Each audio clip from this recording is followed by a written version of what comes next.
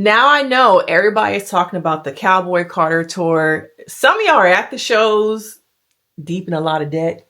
Okay. Other people watching clips from the internet, Beyonce's internet. How many of y'all watched Rumi on that stage and saw the little girl inside of you healing, thriving, or looked at Beyonce like, damn, I wish I had that kind of mom. Why couldn't that have been my mother? That lovely, protective, just like be yourself.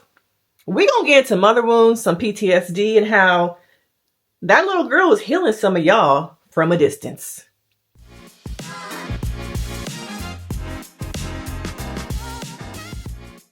If you are new here, I am Denise Brady. I'm a licensed marriage and family therapist who loves reality TV, pop culture documentaries, and I use my platform to heal, educate, and talk about all things mental health. So make sure you stick around, and if you are a returning subscriber, thank you for watching, okay? But make sure you share because we are quickly arriving at 10,000 subs, okay? And did y'all know? Your girl is a lock baddie now. I'm a lock newborn. Look at my new locks, okay? I'm going to do a separate video all about that because I did vlog it a little bit. But, you know, watching that clip of Rumi on stage, I thought about so many of my clients.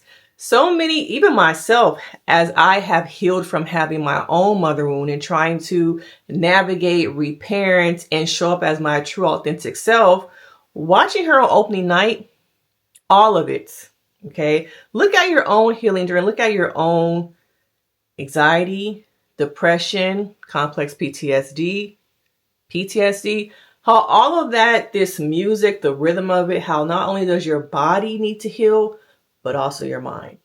And so watching the rhythmic movements, your body reacting, what came up for you as you saw Rumi on that stage? Okay, we've seen Blue Ivy grow, evolve a lot, okay?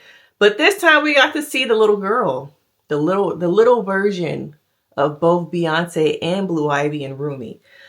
Now, watching it from a therapist perspective, my heart was just so like, this is what people need to see. People who are trying to heal from mother wounds, inner childhood trauma, people whose bodies still are very tense from those wounds. Your body remembers everything.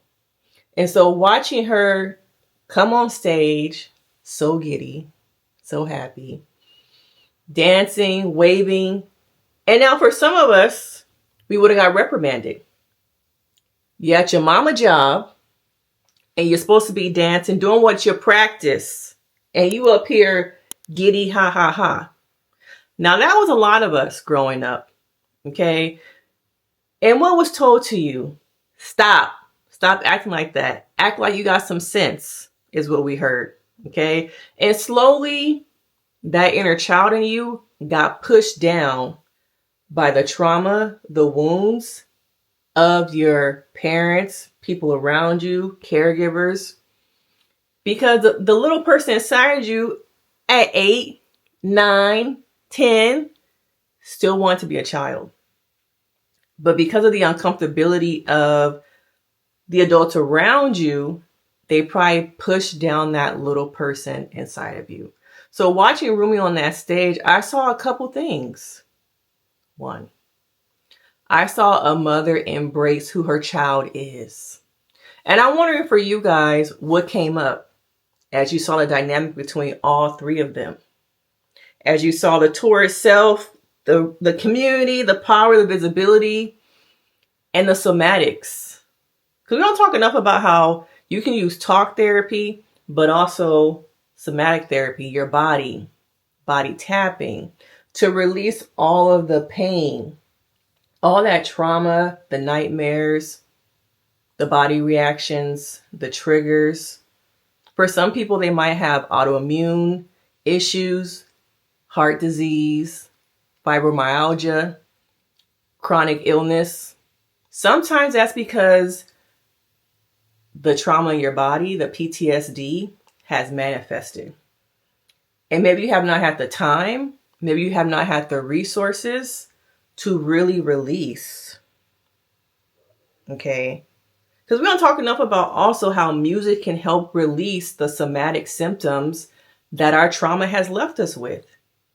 And so watching Blue Ivy, Beyonce, Rumi, and Beyonce be the protector that some of us needed, still want. There might be a little person inside you still yearning for what you saw. And so what do you do with that? When you saw that, what came up for you? I've heard positive comments. Luckily, I have not personally seen the negative ones about Rumi being up there, but of course, people have told me about them. Okay.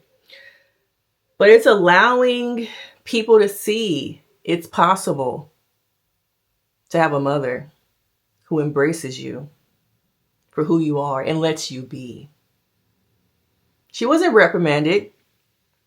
Even in the past, when we've seen Blue Ivy not be dancing the best, okay, Beyonce just let her keep going. You're going to get there. It was also the unspoken word that we didn't hear or see, but we continue to see her just progress and get better, and Beyonce give her another chance. Whereas some mothers would have been like, no, you can't go up there and embarrass me. Because all about the mother's image. Okay, all about the mother's image. But Beyonce embraces, okay, she embraces who her children are. And I think healing from PTSD is essentially rooted in that parent dynamic for a lot of people. What was it like for you those first couple years in your parental dynamic? Was your mother in the home? Was she in and out? Did you go live with grandparents, family members? Those first 5 years of your life are very important because you need to develop a bond with your parents or caregivers. Because if you don't develop that bond between those first 5 years, it changes you. Okay? It breeds and creates soil for an anxious attachment style, an avoidant attachment style, disorganized. It doesn't make room for a secure attachment style. And I think what we are seeing is Beyonce create secure attachment in her daughters. Letting them be, pouring into them is what we saw. And so I just wanted to make this quick video because I feel like it's important to talk about and discuss mother wounds, reclaiming, and how PTSD really does narrow down your world. Looking at my notes. Okay. But you can heal. You can let go of the hurt, the pain. And I want to know from you guys, what came up for you as you saw Rumi on that stage? What did your little girl inside of you? Let me know in the comments, what was it saying? What is it saying now? Okay? Make sure you hit that like, you subscribe, and I will see you in the next video. Bye.